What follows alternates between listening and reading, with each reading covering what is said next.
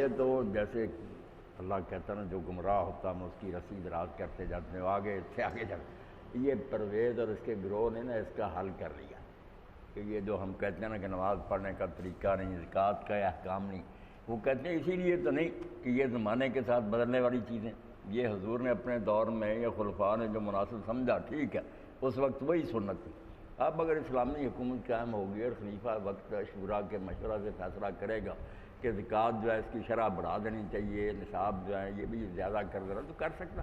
یہ اسی لیے قرآن نے نہیں بیان کی ہے کہ یہ زمانے کے ساتھ بدلنے والی چیزیں. نماز کا بھی کہتے ہیں اسی لیے نئی طریقہ مقرر کی. اس وقت جو تھا پسندیدہ وہ ٹھیک ہے. اب اگر مناسب سمجھا جائے کہ وقت کم کر دیے جائیں، رکھتوں کی بجائے کچھ اور طریقہ اللہ کی یاد کا تو کر سکتے ہیں. وہ کہتے ہیں امیر المومنین جو ہوگا خلیفہ راشد ہے اس کے اختیارات میں یہ شامل ہے کہ وہ زمانے کے ساتھ ساتھ یہ باعلاج جو ہے وہ پہلے رکھے یا ان میں تبدیلی کرے. اس لیے وہ کہتے ہیں جان بوجھ کر اللہ نے نہیں یہ طریقے بتائے کہ خواہ امت جکڑی نہ جائے، زمانے کے ساتھ ساتھ رد و بدل ہوتا رہے. قرآن ہے ایک بنیادی کتاب، اس کے اصول نہیں بدلیں گے، اس پر عمل کے طریقے بدلتے جائیں، ظالموں نہیں برابر. مگر قرآن مجید میں کئی مقام ایسے ہیں جہاں بے بسی ہو جاتی ہے ان لوگوں کی بھی. اب مدد لینی پڑے گی حدیث سے اور تاریخ سے. مثلا سورہ توبہ میں اللہ کہتا ہے علی الثلاثۃ الذین خلفوا کہ 3 بندے جن کا معاملہ ملتوی چھوڑ دیا گیا تھا پینڈنگ، اللہ نے ان کی توبہ قبول کر لی. اب وہ 3 آدمی کون تھے، کیا قصور انہوں نے کیا تھا، کیا ان کا معاملہ یہ قرآن سے نہیں مل سکتا. اب یہ حدیث میں ہی پتہ چلے گا کہ کعب بن مالک اور حرار بن امیہ مرارہ بن ربیع وہ تبوک میں نہیں گئے، جس طرح حضور نے ان کا بائیکاٹ کیا، وہ ساری تفصیل. یہ کسی پرویزی سے آپ پوچھنا کہ یار چھوڑیں باتیں بتائیں.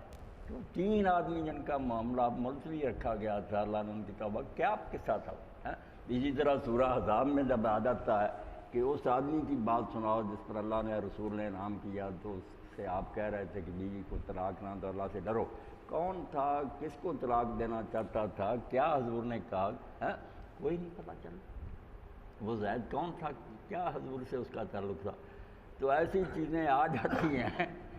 اس لیے پرویز نے جب معراج انسانیت لکھی رسول کریم علیہ السلام کی سوانح حیات، تو اب کیا کرنا پڑا. ٹھیک ہے کہتا حدیثیں جو قرآن کے خلاف نہ ہوں، کون کہتا قرآن کے خلاف مان.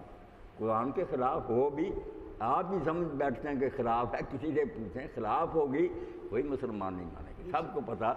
بلکہ حدیثوں میں بھی درجہ بندی ہے کہ یہ ڈالا قسم کی حدیثیں ہیں، یہ اس سے کمزور ہیں، مقابلے کے وقت ترجیح دی جاتی ہے. مگر ثابت تو کیا جائے کہ یہ خلاف.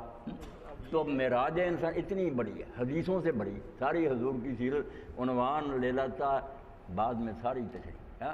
وہ حدیثوں سے کیوں مدد لی. قرآن اگر صرف کافی تھا، ساری سیرت تو آپ نے حدیثوں سے لے کر جمع کی، آپ کے غزوات اور ہجرت اور سارے.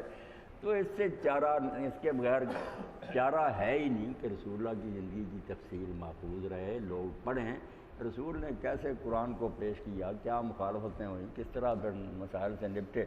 تو منہ سے کہنے کی باتیں، ورنہ کہیں یہ معراج انسانیت میں سے جو قرآنی سیرت ہے نا وہ الگ کریں، اور جو حدیثوں کی یہ دفتری 600-700 صفحے کا حدیثیں یہ